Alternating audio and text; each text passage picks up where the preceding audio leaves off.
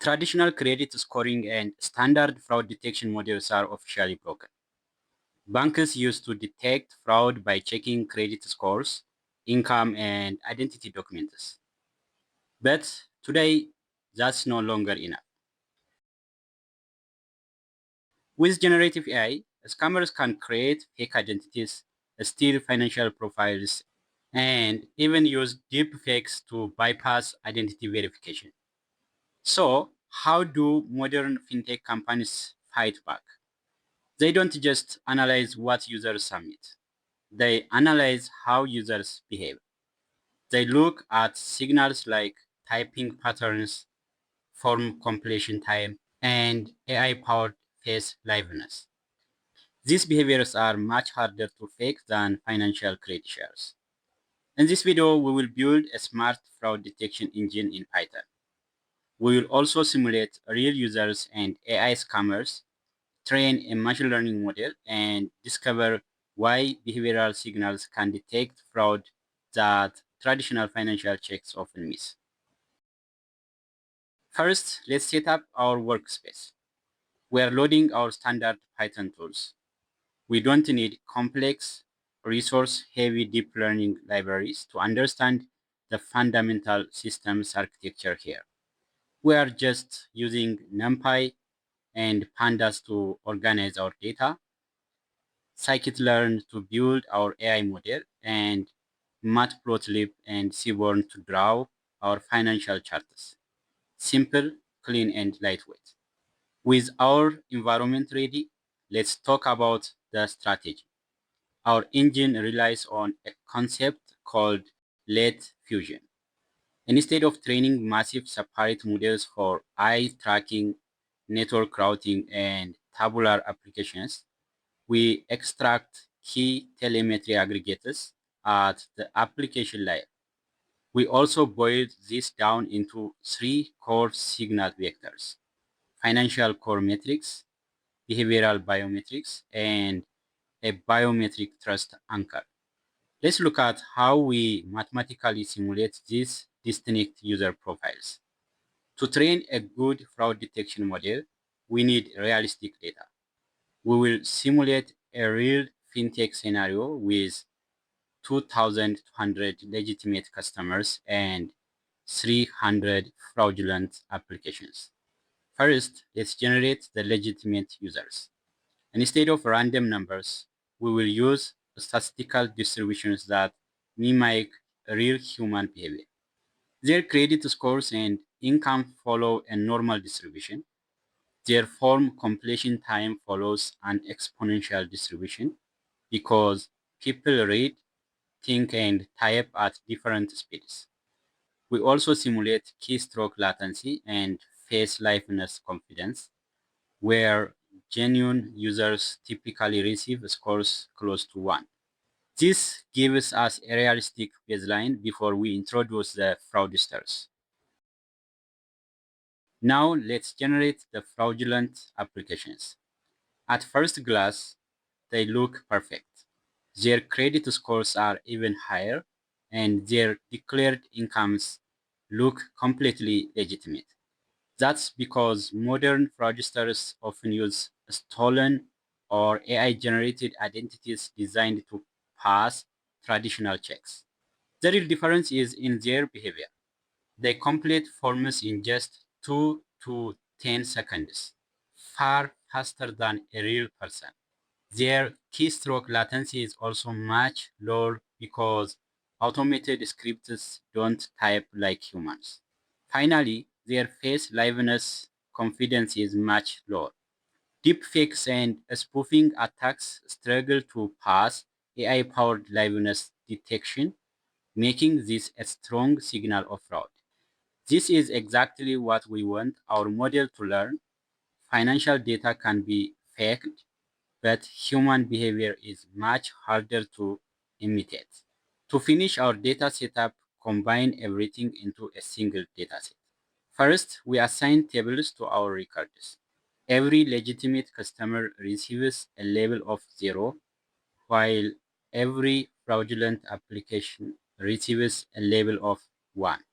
This target column is what our machine learning model will learn to predict. Next, we merge both groups into one data frame and shuffle all the rows. This is important because in the real world, banks don't receive all legitimate applications first and all fraudulent ones afterward. They arrive in a random order throughout the day. So, shuffling makes our dataset better reflect a live stream of applications. Finally, we applied validation rules to keep our synthetic data realistic. Credit scores are constrained to the valid range of 300 to 850, while behavioral features like form completion time and keystroke latency are clipped to prevent unrealistic values. After these final adjustments, we verified the dataset size to confirm that our synthetic applications are ready for analysis and model training. Therefore, our dataset has 2,500 rows and 6 columns. We also use df.head to display the first 5 rows and understand what our data looks like. Each row represents one loan application, and each column captures a feature that our model can use to detect fraud. We have the applicant's credit score, declared income, form completion time, keystroke latency, and face liveness confidence. And the is fraud column is our target label, where 0 represents a legitimate customer and 1 represents a fraudulent application. Now, let's visualize the data because this is where the patterns become clear. Let's start with the credit score distribution on the left. Notice how much the two curves overlap. Fraudsters even have slightly higher credit scores on average. If your fraud detection system only checks financial data, many fraudulent applications will look completely legitimate. Now let's look at the chart on the right. This shows form completion time and the difference is obvious. Legitimate users usually take 20 to 70 seconds because they read, think, and type naturally. Fraudulent applications, however, are clustered on the far left. They finish the form in just a few seconds, which is exactly what we would expect from bots or automated scripts. This chart uses a logarithmic scale so we can clearly compare very short and much longer completion times. This is the key insight. Financial information can be manipulated, but human behavior is much harder to fake. That's why behavioral signals are so valuable for detecting modern AI-powered fraud. Now it is time to train our machine learning model. First, we separate the data into features and labels. The features go into X, while is fraud becomes Y, the value our model will learn to predict. Next, we split the dataset into 70% for training and 30% for testing. This lets us evaluate the model on data it has never seen before. For the model, we will use a random forest classifier. Think of it as a team of 100 decision trees. Each tree looks at the application differently, and together they vote on whether it is legitimate or fraudulent. This voting process makes the model more accurate and more reliable than using a single decision tree. And finally, we call fit method. This is where the model learns the patterns that separate real customers from fraudsters. Next, let's evaluate our model. First, we use the test data to predict whether each application is legitimate or fraudulent. We also calculate a probability score, which tells us how confident the model is that an application is fraud. Next, we generate a classification report. In fraud detection, accuracy isn't everything. Imagine only 1% of applications are fraudulent. A model could predict every application as legitimate and still achieve 99% accuracy while catching zero fraud. That's why we focus on three key metrics. Precision tells us how often a fraud alert is actually correct. Recall tells us how many fraudulent applications the model successfully catches. In fintech, high recall is critical because every missed fraud can lead to financial loss. And finally, we calculate the ROC AUC score, which measures how well the model separates legitimate customers from fraudsters. The closer the score is to 1, the better the model is at distinguishing between the two.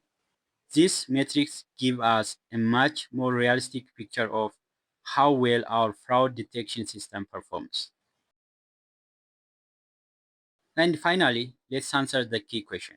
What did our model actually learn? This future importance chart shows which signals had the strongest impact on fraud detection. The most influential features were keystroke latency, form completion time, and face liveness confidence. These behavioral and biometric signals reveal how users interact with the application. Meanwhile, traditional financial features like credit score and declared income had much lower importance. This does not make them useless. It shows that in this dataset, behavior provided stronger fraud indicators. The model learned that fraudulent users often showed unusual interaction patterns, such as faster form completion, different typing behavior, and weaker liveness signals. The key takeaway is that modern fraud detection requires more than financial data. By combining behavioral and biometric signals, the model can identify sophisticated fraud attempts even when financial profiles appear legitimate. And that is how you build a next generation fraud model. Check out the link in the description, download the notebook, and try changing the numbers yourself to see what happens. If you want to see how we turn this code into a real live web application, let me know in the comments below. Don't forget to like, subscribe, and I will see you in the next lab. Thanks for watching.